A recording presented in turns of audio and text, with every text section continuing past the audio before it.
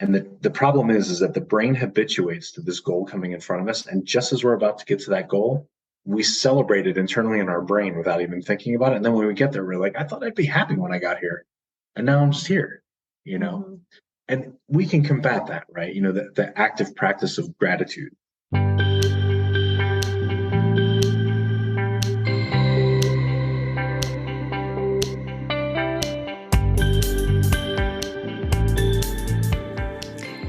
Hello, and welcome to In the Rising podcast. My name is Bettina Brown, and this is the platform I've chosen to talk about living a life that's in alignment with your hopes, your dreams, and your goals. Turning your back on shame and blame and really everything that drags your life down, not where you want it to be. So my guest today is Anthony Poponi, and he is someone who really enjoys going after happiness now, not just in the future. You hear that in the words he speaks. You see that on his podcast himself. You can just feel that happiness is not something that's going to happen one day. You can focus on that right now. And so I'm really grateful for your time today. And thank you for listening to Anthony and my conversation. So Anthony, thank you so much for your time today. I'm grateful for your time to be here on In the Rising podcast. I have read about you. I've researched you, and I'm really interested in learning more about what you do regarding positive psychology. So welcome, first of all, to In the Rising. Yeah. Thank you for the welcome. Thank you for having me. All right. And so what I have here is that your background, you're now a corporate trainer, motivational speaker, a coach. I'd like you just to share how you got to this point, because not everyone is just full of happiness, full of joy and excitement from the get-go. Like how'd you get here? Well, this is only supposed to be a 30-minute podcast. I don't know how much time we have. Yeah, so it is the abbreviated version. I'll do the abbreviated version. I think two things have come together. One, I love science. So I love the practical application of positive psychology, which I think we'll probably talk about a little bit. And then the other part of it is I'm service focused. And so my career leading up to transitioning to my own company was almost always public sector or nonprofit. And, I think the thing that I figured out, and maybe we can pull on this thread as the conversation goes on, is that I was trying to figure out the thing that I could do that could be of great service to the world, and it didn't have as much suffering to it. And I think that we sometimes get caught in the trap of saying the suffering, the hard stuff is really, really good, and we should just do that all the time. And I don't agree with that. So I had to, I really had sort of, I don't want to call it a midlife crisis, but more of I have this thing that I'm really good at, and I have the surface mindset. And so how do I find a different way to do that that's maybe more joyful for me? So you also evaluated what your gifts were, which is your service and your interest in science, but also how can you do something with that? So that is fearful for some people that, trying to figure that out. Are you a person that just there's some of us that are a little more okay with change and risk, and others of us, we have to focus on that. Where were you on that spectrum? I think a little bit of both. There's equal sides to that, right? And so I think that, if we were to look at the wheel of someone's life, or I use an activity called pillars of a balanced life, and I call them batteries. And there's these different aspects of our lives. How do we feel about fun and play? How do we feel about our career? How do we feel about our community, relationships, fitness, all those sort of things. And for me, I think that I was looking to kind of push on the more fun factor in things that I recognized I was pretty good at. And then I was paying attention to cues that were going on around me, being this is, I can't think of the author's name right now, but he would say rare and unique gifts. What are the things that you can do that other people can't do?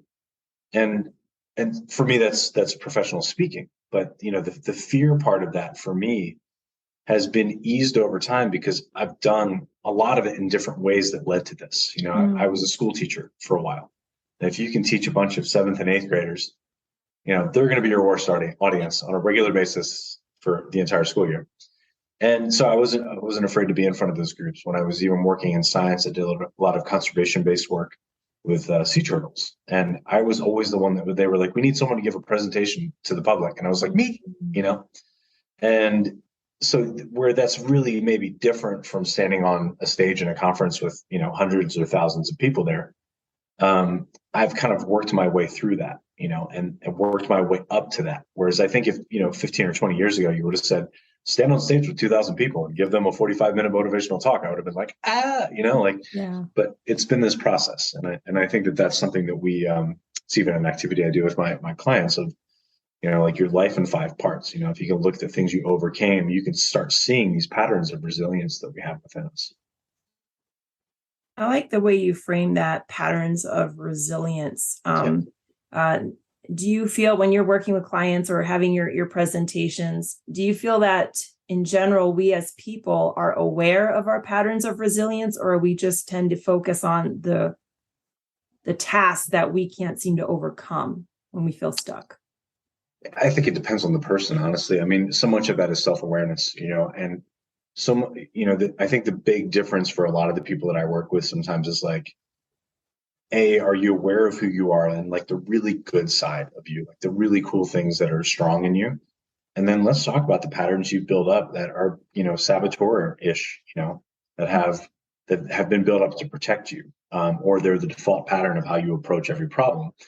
And sometimes, like the resources that we have, that default doesn't get us through it. That like we have to learn to flex as leaders and flex as humans and say, like I've kind of hit this ceiling above me, and for me to push through that, I've got to do something differently, right? Mm-hmm.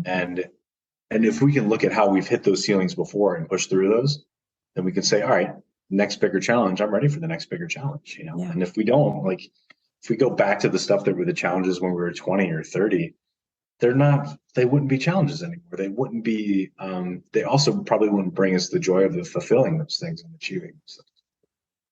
And you've talked about joy, fulfillment, focus on that. So where did the jump go from school teacher to now where you say your focus is positive psychology and motivational speaker? Like where was that transition for you, and how did that help you find your greater joy and fulfillment?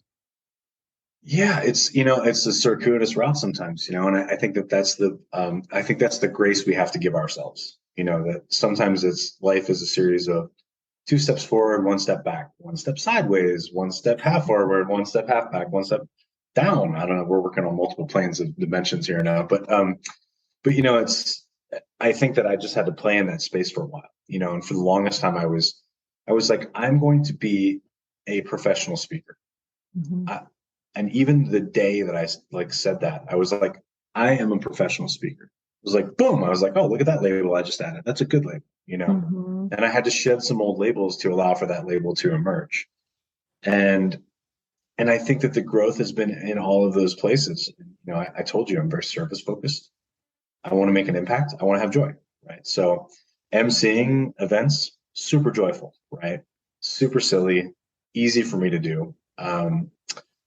And I was playing with professional speaking as a subject matter expert, positive psychology over time, building that up over time, playing with auctioneering, playing with facilitation, any of those realms that could put me front and center with crowds, because I'm extroverted as a tendency.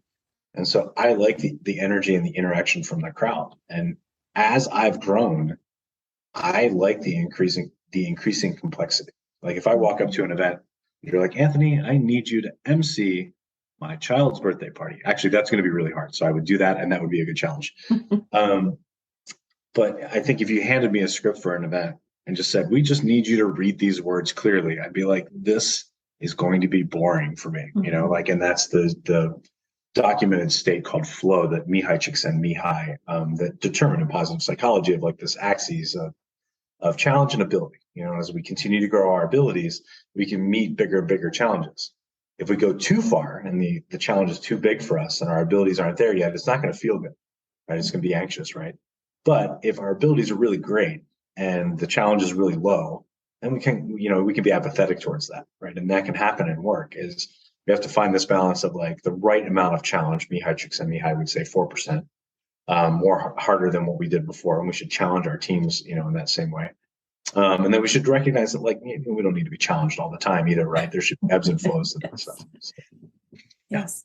I think we've all experienced those days where you're like, I would like to not put out any more fires today, please. Can I actually go back to my job? That's the job on paper. Yes, the one that's not on fire. Yeah. And you talk about positive psychology a lot. Yeah. So say someone's listening and they're like, well, what is positive psychology? Can we even just start with kind of a general definition so people can follow along? Yeah. Sure. Well, back in the late 90s, a doctor named Martin Seligman became the president of the APA. And, the APA was largely focused on advancing the science of psychology. But at that point, psychology was really focused, if you can think of a scale of -10 to +10, the scale where they were focused prior to the invent of positive psychology as a discipline was from 0 down to -10. That's people dealing with depression, people dealing with significant mental illnesses, high anxiety. And they were developing, the DSM and all of the approaches and techniques and interventions and even diagnoses of what it would be like to be in those spaces. And then what can we do to lift those people from a -10 to a -8 to a -6 to a -4 to a -2 to a 0. And then what they didn't understand, and we didn't have the science and the discipline was developed as positive psychology of like, well, in the United States, it's about right now, but about 20% of the people, have a significant depressive symptom. That means there's 80% of us out there that are trying to figure out how to live like a better life, and what we call it -10 is suffering, right? And +10 is flourishing. I don't think we're meant to stay at +10 all the time. We're meant to touch it from time to time, feel those moments. Yeah. And so that's what he worked on. Is he worked on pulling together people and experts to put the same level of rigorous study and clinical testing of tools and techniques and strategies that can help people move from wherever they are, 6 or 7 up to 8 or 9, whatever that. And so that's kind of the discipline of positive psychology in a nutshell. And when and thank you for that analogy with the math, because that makes sense. It really does help figure that out. Say someone's listening to that, okay, I want to get to that 10. I want to do a high five to the +10, flourish once in a while, and then come back down, not get too low, but flourish again. But a lot of the feedback will be, but do you understand my circumstances? Do you know what's outside of my control? Sure. Can you share your thoughts on control versus uncontrol and really hitting that top 10 once in a while? Yeah, I think there's a big difference between circumstance and excuse. And so if people want to make excuses about where they are and they don't want to change, that's fine. Then you live with the consequences of that choice. It's okay. Control is different, right? If you look at the circle of influence of the things that we can really control, we can't control global war, like that's just truly outside of our control. We can work towards creating more peaceful societies. That's closer to what's in our control to a degree. But that's still really hard, right? That requires lots of energy. It's big stuff. Other people focus on that. I don't. My focus is more on the community level, on the workplace level, and on the individual level. But we have to recognize where our sphere of influence is, and that's really about us. It's about how we interact with the world, and so much about how we interact with the world determines how the world interacts back with us too. And so if you're a curmudgeon pessimist and you just go around being angry at everything, somehow the world's probably not working out in your favor, or at least the lens from which you view life has this real, whatever the opposite of rose colored is, it would be a dark gray color, but not like a cool big dark gray. So I'll have to work on that analogy, but I think that everybody has the opportunity to work on things in their lives, and the challenge there is to recognize where you can have influence over things in the near term, the midterm, and the long term, right? Like, for example, I moved to a new community, Bend, Oregon, 2 years ago. Moving to a new community in the middle of a pandemic was really challenging, right? I had to worry about my finances. I had to worry about what I was going to do for work. Obviously, the world of professional speaking was largely shut down during that time, or transitioning to virtual. And all the things that community should provide for you, or a lot of the things that community should provide for you or could provide for you, were kind of like on pause, like social engagement, activities, all the outdoor stuff I love. I could by and large still do those things. But changing community is a big thing. It's hard to do, and for me as a single man, and for me as a guy whose work I need to have access to an airport, or be able to hop on Zoom. I could choose that provides a lot of flexibility in my life. I didn't have aging parents to care for. I didn't have kids in the school systems that would disrupt that. I didn't have a job that was really tied to a brick and mortar location. That's a big impact, and community can have so much impact on your happiness. But it's a hard one, right? So if you're just like, well, I'm going to move my community, I'll be happy then. There's two things there. One, you're going to move in your community. It's going to take you 2 years to do that, or a year to do that. And so you're waiting for this thing that's coming, and you've just put criteria on when you choose to be happy. I'll be happy when I move. Yeah. Fine. How about being happy now and recognizing why you want to shift and why you want to move? Or if you can't move, then understanding what it is that you're looking for in this other community and seeing if you can find ways to craft it where you live. So crafting, I love that word because it's an active process. That's you being the master of your life and taking control of your happiness. And that's the whole framework for Focus on 40. Yeah. And though I like the way that you describe that, because when we think that we'll be happy when, it is always outside of your reach. And for most people, and I'm a physical therapist, so I talk to a lot of people who are not their most mobile when I meet them. And there's a lot of regret as they get older. I should have done this. Now I can't do it. Now I'm gonna have surgery. But there's also this awareness that comes across often, like, I should have been happy then because I could have done this. And so my main goal too with this podcast is not to wait until then, but do it now. Yep. Now is a good time to get started. Now may be messy, but now is a good time to create something and to realize what you do have control over, which is a lot more than we want maybe to have control over, or to acknowledge the responsibility of that control, that you really do have it. Yeah. I don't like responsibility any more than anyone else, and my favorite term is adulting. It's the active process of being an adult. And I'm like, I'd like to not be an adult some days, and have all the responsibilities and the choices and the balances and today's big question. Can I count salsa as a vegetable in my daily count of vegetables? Because I'm recognizing the impacts to my health, and I have to pay attention to those things. So and the thing you said, and you said a lot of really great things in there. The one thing that validated by positive psychology is this process called hedonic adaptation.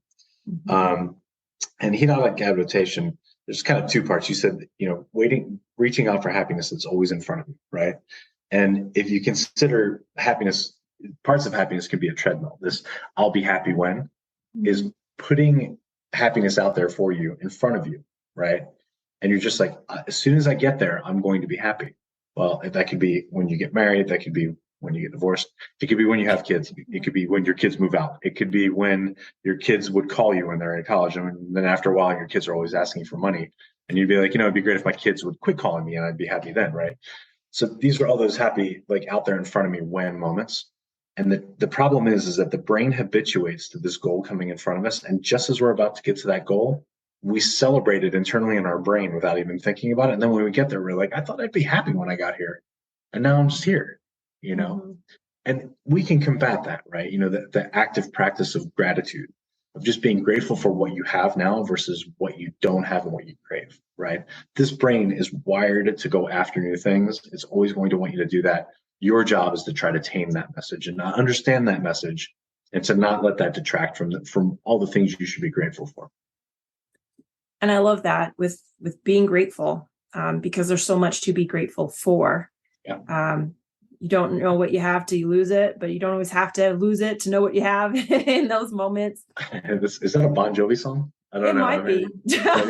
Maybe the Rolling Stones. I don't know. I did listen to it growing up, and maybe put more in my brain than I knew at the time. Your influence, and also buy our records.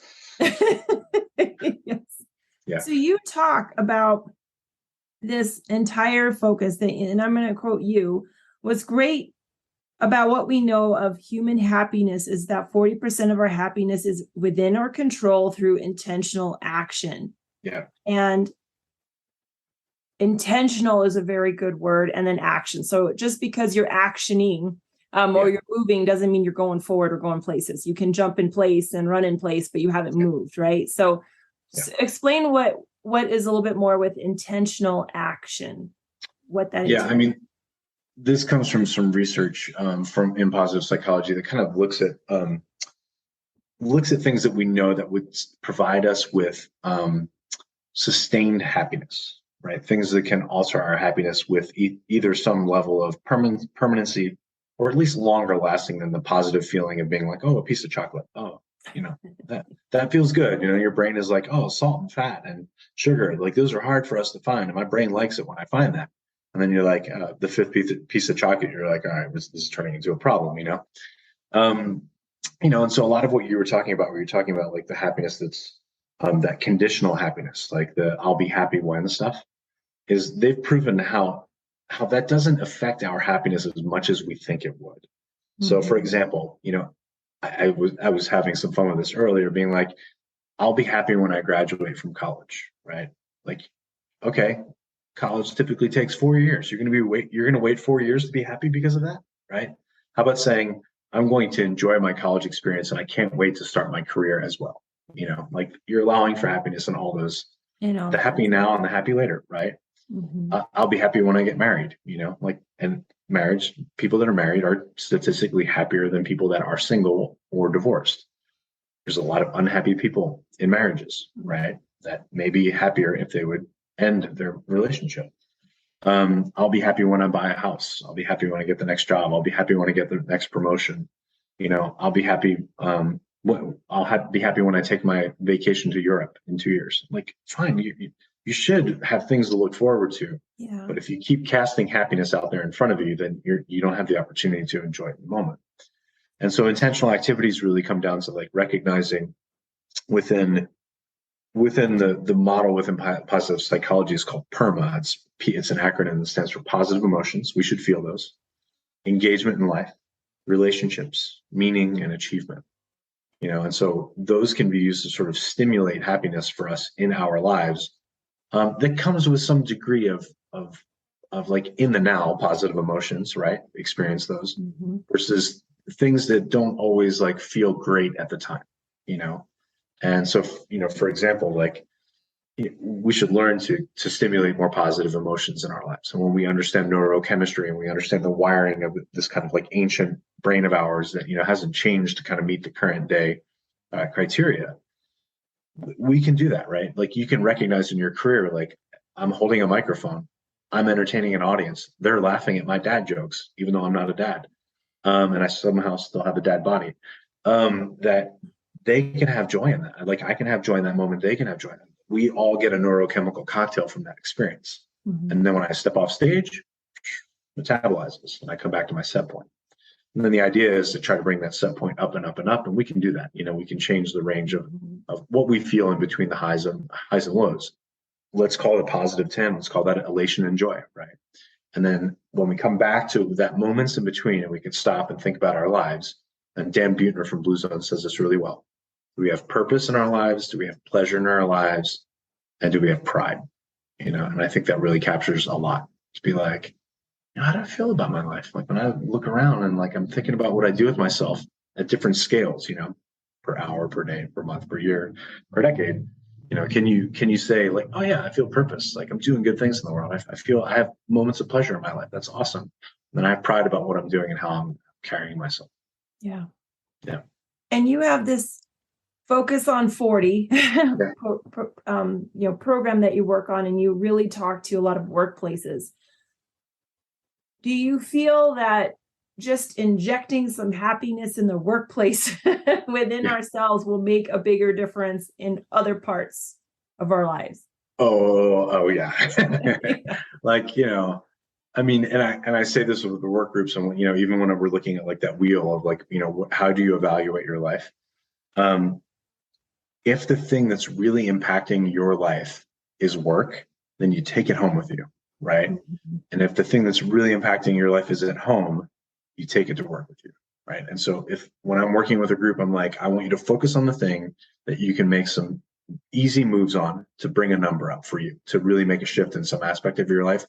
And then we're also going to pay attention to the stuff that's like out there in the future that we're going to work towards. Like if what you think is, and we could talk about money for a while, but if one of the things is, I need to make more money to support my family, right?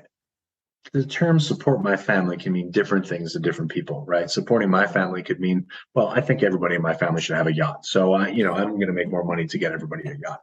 Versus I need to make more money for my family so that we can have, my kids can go to college and have or trade school and have, a really advanced career and do something fulfilling with their career, right? Instead of just doing a job, Mm-hmm. And so we play with all that, it's that, what I call it, like this fulfilling life for us is like this unique algorithm that's for each of us, because we all come from different places, but we can employ the same tools to shift our happiness towards something more. And then we should honor, like, what really made us happy at 15 and 25 and 35 and 45. That's going to keep shifting and moving, and that's okay. But you've got to be the active crafter in shaking the world around you and making it to the one that you want, that provides you with fulfillment. Yeah. Yeah. And I think that I thank you for saying the way you said it. You're going to take it home, or you're going to take home to work. Yeah. And where can you make those changes? Because sometimes to increase your fulfillment at work, you need to adjust something else. Maybe work is not the problem. It's just where you have then attention or can let down your guard to think about it. Now, say someone's listening to this and they're like, you know what? I think he's on to something. I like his analogies. I like how he thinks, and I definitely could use this for my work. How can people just learn more about you and the program? Where do you like to guide people? Oh, I would say back to my website is the easiest way. It's anthonypoponi.com. Since I'm a narcissist, I named it after myself. And on there are tons of resources for people, and it's a mix of, there's a free resource on there for like dealing with stress, that what I call the big three of stress. I create that. And then there's, workbooks and things if people want to dive in a little deeper, and coaching services. And of course, if you have some miserable people in your workplace, you can buy them the resource and leave it on their desk without them knowing it. Yeah. And so that's basically the best way to connect with me, and they can get on my email list there and we can stay in touch. If you've ever questioned your happiness right now, or your happiness when something happens, I encourage you to learn more about Anthony Poponi, his program, and listen to his podcast. I really liked his analogies and emphasis on focusing on the gratitude we can have right now. Because you know what? No one has a perfect life. There's always something behind us that has been not so great, but it is the perception of that can change our entire view moving forward. There does not have to be a perpetual grief for what you thought something should be.